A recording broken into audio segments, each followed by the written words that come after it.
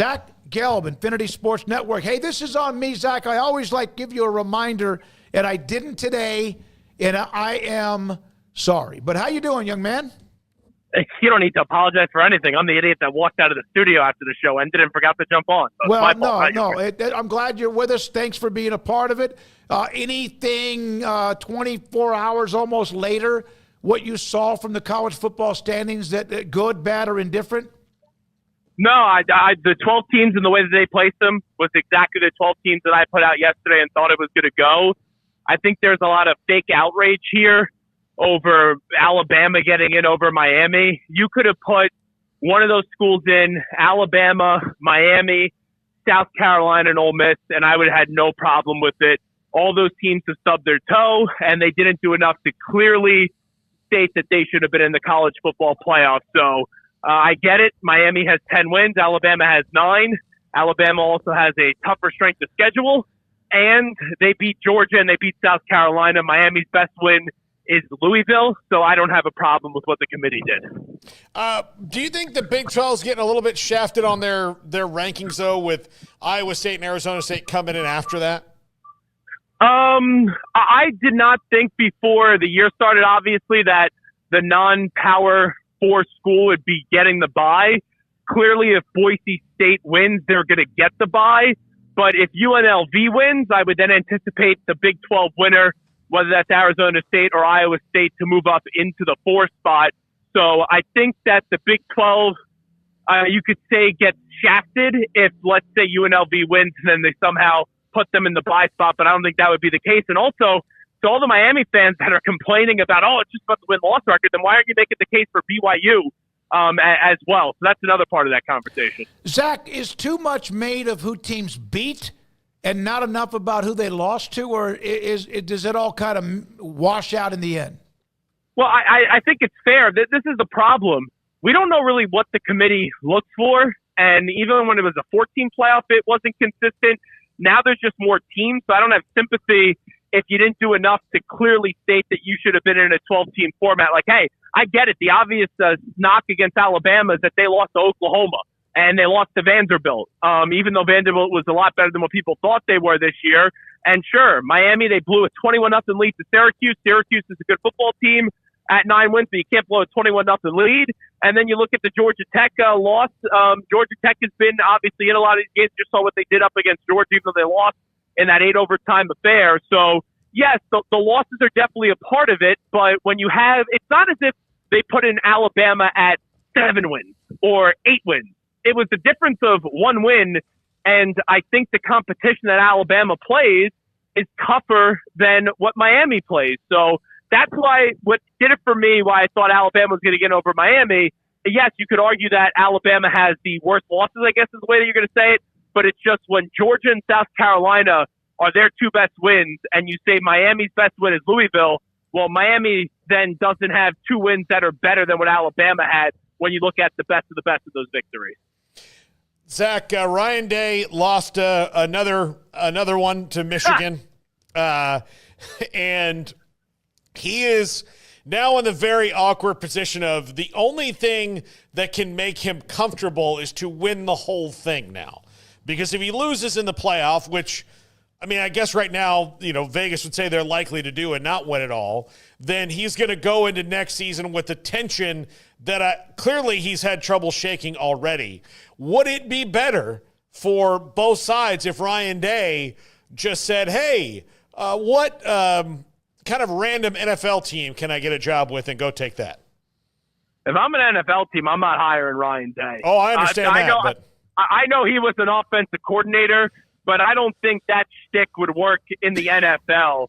And we just saw Urban Meyer, who's a lot more accomplished than Ryan Day, not have that shtick work in the NFL. Ryan Day, I've said this for years, is just a fake tough guy.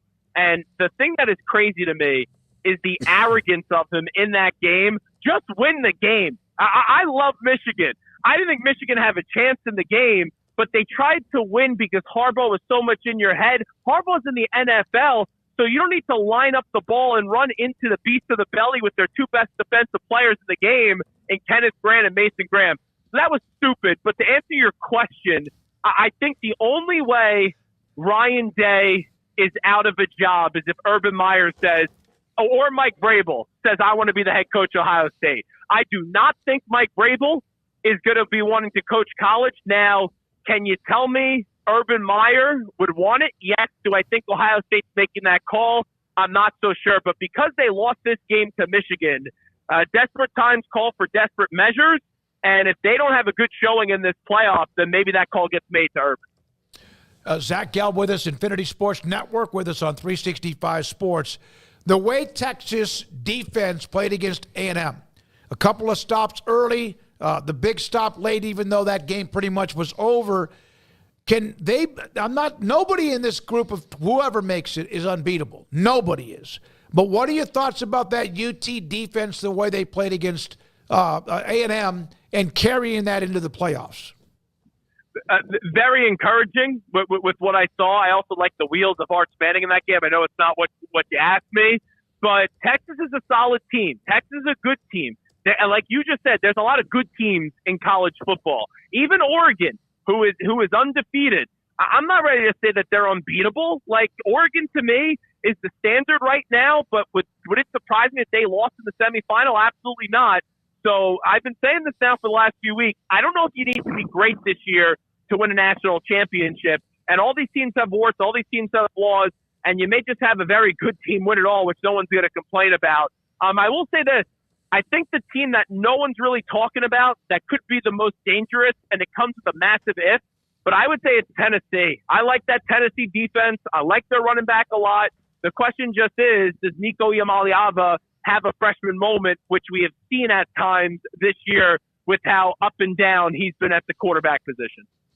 How legitimate you think? So Boise State beat UNLV, and if they lose to UNLV, then that's good news for the Power Four, because that's the ammo, I guess, that the committee would need to make sure that a G5 champ is on the back end of this.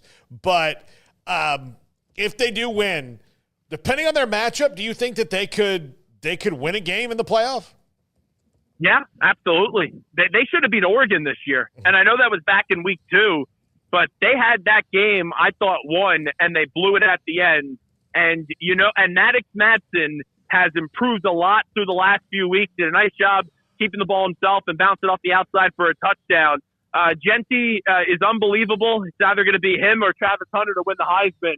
But, yeah, it would not surprise me, because if they're the 4, they would get the winner of it would be the 5-12. So, could they beat a Penn State? Could they beat a Notre Dame? Could they beat Arizona State or Iowa State? Whoever is the Big 12 winner, yeah, they could find a way to get a victory done up against one of those teams. Zach, I said this a couple of days ago, and I had a lot more response to it than I thought, that most everybody agreed with me, that I will believe in the college football standings. No, I won't. I won't believe in them. But I will believe that it's not a setup when a couple of teams from the SEC play each other in the opening round. And it's not opposite sides of the bracket so they can avoid Alabama, Georgia, or whoever. I want to see an SEC versus SEC game in that opening round. I don't want to see them saying that. I want to see the seedings be the way they should be, not based on who might play each other. 100%. And let me just, because I think the genesis of the question is favoring to the SEC here. Let me be abundantly clear, because I was fine last night with Alabama getting in over Miami. I will be livid if SMU loses the ACC championship game and then they leave out SMU. SMU should be in either way. So I know a lot of times you look at this, SEC bias.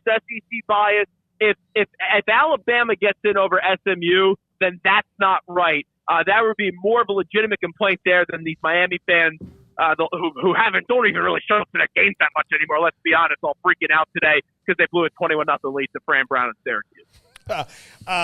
Miami By the fans, way, we love Fran Brown. You do too. Oh, we yeah. love him.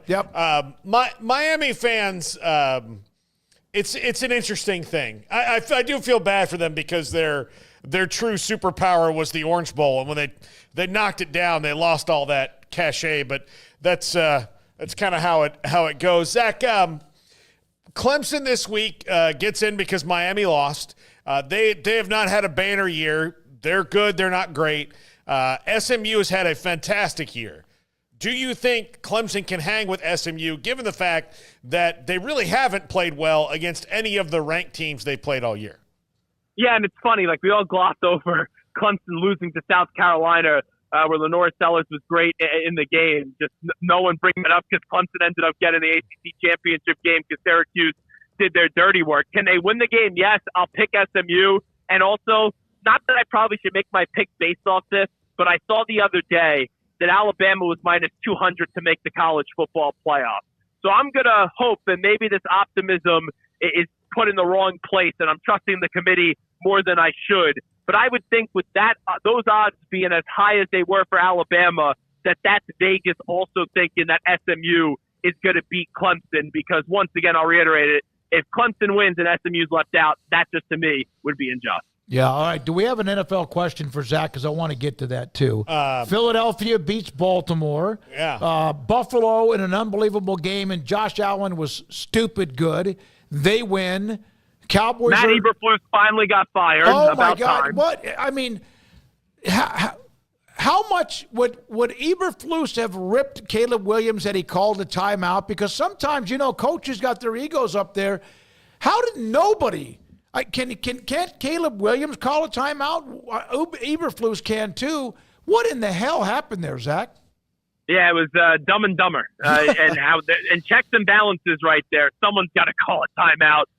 Since Caleb Williams is a rookie, I will put that more on the coach for not calling the timeout. But I thought the same thing. How did Caleb Williams not call a timeout in the moment? And then also, when you realize it's going to bleep, you can't throw the ball 50 yards downfield when you know you only have a few seconds left. So that was all over the place. And I guess if you look ahead and try to prognosticate who's going to get the job, I don't think it's going to be Marcus Freeman. I know that was thrown out there by Peter Schrager. I could see why Freeman may be interested. I don't see where the Bears would be. I guess guys like Joe Brady and Cliff Kingsbury has a chance, but if Chicago knows what they're doing, it's either Ben Johnson, it's Bill Belichick, or Mike Vrabel. And I think out of those three, the safest pick would actually be Mike Vrabel. Oh, he fixed Chicago's attitude so well. The fans would love him there. But, I saw, he'd have to introduce himself to Urban Meyer and tell him who he was, right? Yeah, that was unbelievable. What a ridiculous story. I don't buy that story, by the way. I just think that was crappy sarcasm by Urban Meyer, and Vrabel just didn't pick up on it. Well, he might not have a sense of humor. Yeah. Who knows? But, Zach, I read the stat that Matt Eberflus had the worst record in one-score games of any coach in NFL history, and it was the least surprising fact I've ever heard in my life. It's actually surprising, though, only because of this. The team, it's a good team on paper, and you have that quarterback who, he's got to prove his worth, but he's supposed to be a generational talent. How they went from, you did just enough last year to keep your job, to then you had no discipline on this team and no accountability. For it to get this ugly, I guess I shouldn't be surprised, but I'm still surprised when it's just those simple things like the timeout on Thanksgiving. And hey, the Miami Dolphins, by the way, they are the luckiest team in the world because how much smack Tua talked before that game, and they got beat up pretty good by the Packers. No one paid attention to it because you had two things basically happen this weekend in the NFL, or this past week in the NFL. Eberflus got fired, and you had the guy on the Texans with the whole tackle on the Jaguars with Trevor Lawrence, and that basically took the Dolphins off the hook. Yeah, no, it did. And I was surprised, Zach, how many quarterbacks or former quarterbacks came to the defense of the player who hit Trevor Lawrence. Yeah, can I be honest here? So I was at the Patriot-Colts game this weekend. And I went as a fan, and I'm hearing all these people in the crowd. Obviously, it's a Patriot crowd. They're like, Mac Jones is coming in. Trevor Lawrence got hurt. So I didn't even think twice of it. But then I went and checked my phone, and I'm seeing all the dirtiest hit I've ever seen, dirtiest hit I've ever seen. And when I watched it in the real time of, the play happening, not slowed down, I thought at first Lawrence slid a little bit late. Where the player was wrong was when he leans with the forearm. That's what makes it a dirty hit. But, I'm not saying it was a good hit. It was not. Let me be clear. I knew he was going to get suspended. But with the reaction I was seeing on Twitter, I was expecting it to be a lot more violent, even though it was still a violent play, than with the reaction I was reading before I actually got to see it. Yeah, I think sometimes the way the body is that was violent, but I mean, again, it's football. It's bang bang in the NFL, you know? I get it. I think it's nearly impossible for humans, even the best to ever officiate games, to be able to differentiate with bigger, better, faster, and stronger athletes against bigger, better, faster, and stronger athletes. It just like even targeting calls in college, there are some that are pretty blatant. And yet again, a lot of times if the running back or receiver or quarterback just dip their head a little bit, it can create the targeting. So I just think, I wish, somebody said the other day, they wish that targeting would not be an ejection. What did they say it would be? Something other than a ejection, maybe multiple targetings in a year, and then you're ejected, or you're suspended for one game. It's just such a bang play. Yeah, I don't really. There's some times where I see there's some targeting that happens that hey, the guy's got to get thrown out of the game. But there are a lot of times where you're like, oh, it was so incidental that I hate to see. Sometimes, at this stage of your career, a college career ends with the kid getting tossed out of a game. All right, Paul, anything else for Zach? No. All right. You got on the subway. Are you on? You don't have to do it more than once, right? One subway trip, and then you walk to wherever you are? Yeah, so I usually walk home. I'm not feeling great today, so I elected to take the subway there and back so I can get home quicker. But actually, I got off the subway you guys called, so I've been standing outside for the last 20 minutes. And let me tell you, Smokey, here, it is about 25 degrees in New York today, and there is a large number 2 on the sidewalk that I've been standing next to that I did not create, by the way. Someone else did. So I've been doing this interview next to fecal matter. Let me just say that. Frozen, too, I'm sure. Well, that's actually the better news. If you end up getting... You know what? You want me to scoop it up and send it to you? No. If you end up getting pneumonia, call Paul's attorney, because I had nothing to do with this. I said, I think we should let Zach get out today. He's probably not feeling well. No, seriously, get better. Get inside, damn it. And thanks for your time, as always, my friend. Now you sound like my mother, but Smokey, all the best. Appreciate it. Zach Gelb, Infinity Sports Network with us on 365 Sports.